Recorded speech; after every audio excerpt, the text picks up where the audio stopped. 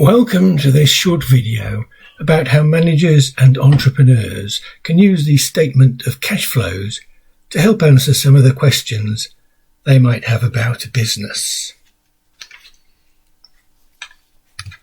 The statement of cash flows is one of the three main financial statements produced annually by limited companies.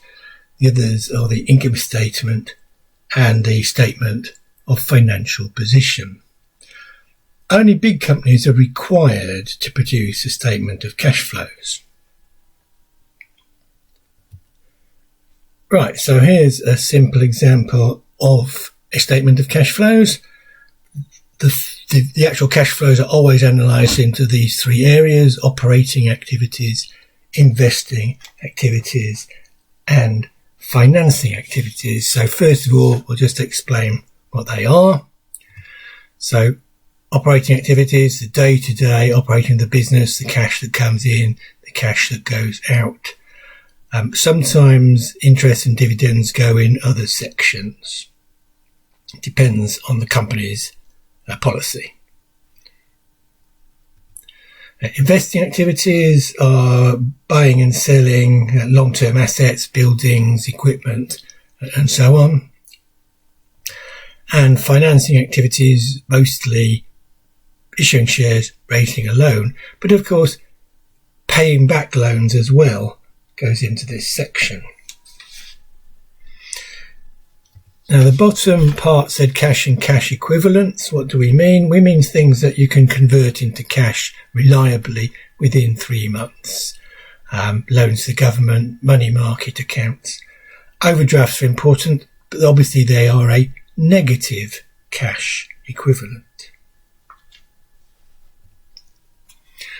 So some of you may be familiar with cash budgets, or you may have seen them in our video on cash budgets. What's the difference? Well, the cash budget is about the future. The cash flow statement is usually historic. It's about the past. We've seen the layout of the cash flow statement. That is regulated. It has to look like that.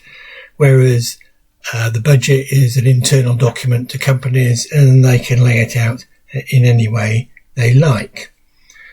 Now, even though the cash flow statement has a regulated layout, that doesn't mean that it can't be useful to a manager, as we will see shortly. And also, of course, there's no reason why you shouldn't have a budget presented in the format of the cash flow statement. It's just that this is rarely done. So managers and entrepreneurs have questions about their business, such as, does the business have less cash than a year ago? How much is left? What caused any problems? What you're doing well? Can you predict future problems? And looking at the statement of cash flows can help you answer these questions. So let's start off with the first one. Does the business have less cash than a year ago? And there, the answer to that is in the first subtotal there. This business has got £80,000 more than it had a year ago. And how much cash is left? It's the figure at the bottom. This business has £180,000. Now, both these questions relate to risk. So, does the business have less cash than a year ago?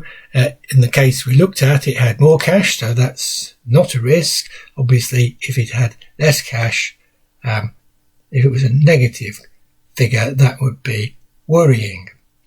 And similarly with the amount that's left. If there's a lot left, great. If there's not very much left, that might be worrying.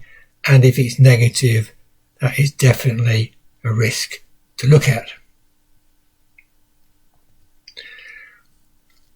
Right, so what else can a manager learn from the cash flow? So we're going to look at the three main headings there, and what happens if there's a positive number or a negative number. So if the cash flow for operating activities are positive, that's good news. It means you've brought in more cash than you've paid out on a day-to-day basis. brilliant. And if it's negative, it's obviously worrying because you're paying out more than is coming into the business. Cash flow from investing activities, however, if that's positive, that implies that you're selling off your long-term assets, which may well not be a good idea. So if it's negative, which is more usual, what you're doing is the business is obviously buying equipment and buildings and so on, and hopefully replacing the ones that have been worn out. Cash flow from financing activities, if that's positive, then they've either issued shares or raised a loan, and whether that's good or not depends on what they are doing, what they have done, or what they're going to do with this money. If it's negative, it probably means they've repaid some loans, and usually that's a good thing. So this analysis here helps us with the other three questions, ones we haven't looked at. What caused any problems? Can we predict any future problems? What are we doing well? If we just look at the operating cash, there are a few more details we can find to help with these questions. Now, there are two ways this can be presented, direct and indirect, and the more useful one for a manager is probably the indirect method. So that's what we're going to look at here. So what they do with this is they take the profit and they make some adjustments to calculate the cash flow. And the three figures in bold are probably the most interesting numbers in there. Right, depreciation is an estimate of the cost of wearing out the equipment. So if this is more than has been spent on buying replacement equipment, which was in the investing activities, then that is a cause for concern. Now, the interest payments, the thing about interest is they're not easily controlled. So if this is a large number, there's a large outgoing that we have very little control over, and that is risky. Now, the dividends are optional. Directors decide whether or not to pay dividends. So we just need to look and see, once the dividend has been paid, how much are they left for things like buying new equipment and repaying loans and so on. Right, let's look at an example here, Mega PLC. Right, so if we look at the bottom, there is a positive cash balance, which is good, and also there was an increase in cash and cash equivalents of £24 million. So that sounds good. Now, going section by section, go back to the operating activities. There was £194 million more came in than went out from day-to-day operations. And that's given us enough to do the next section. The next section is investing activities. They've bought property and equipment. And the £194 million was more than enough to pay for that. Coming to finance activities, there's a cash outflow here because they've repaid the borrowings. On the face of it, there was enough from the operating activities, 194, to both buy the extra stuff, 130, and to pay off some loans, 140. So that looks very healthy.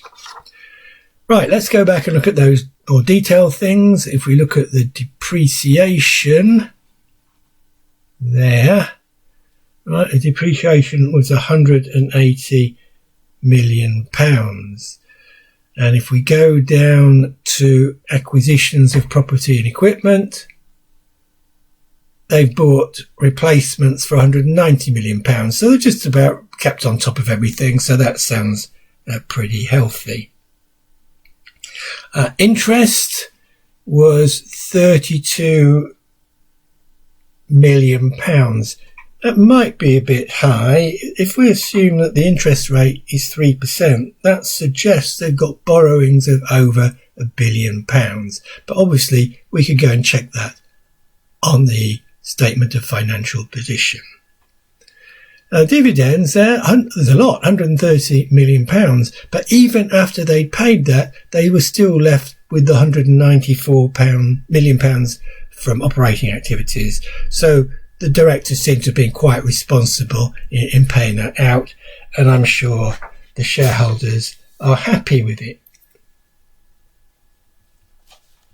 Right, just going back to this, you don't necessarily need to know this, but I'll just explain why those adjustments are as they appear. Okay, so why do we add depreciation to the profit to work out the cash? Well, depreciation is an estimate. Now, that estimate is a cost and it reduces the profit, but it doesn't affect the cash. Therefore, the cash needs to be bigger than the profit. So that's why it's been added. Money owed by customers, that has decreased. That means customers who bought product last year and hadn't paid for them have paid for them this year, put very simply. So this won't be in this year's profit, but it is extra cash. Therefore, the cash needs to be bigger than the profit. Decrease in inventories is similar. Crudely speaking, we've sold inventory that we bought last year, so it affects this year's profit, but there was no cash flow this year. Therefore, the cash needs to be bigger than the profit. And increased money owed to suppliers. So basically, some suppliers have provided stuff that we have not paid for. Okay, so that will have reduced the profit, but no cash went out. Therefore, the cash needs to be bigger than the profit.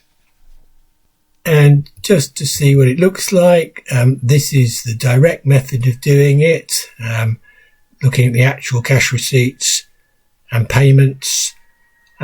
It's not quite so useful for the manager, and it's the one you're least likely to see. Right, so that is about it. I hope you found this video useful. Further details can be found in the book by Ralph Whitaker. Thank you for listening.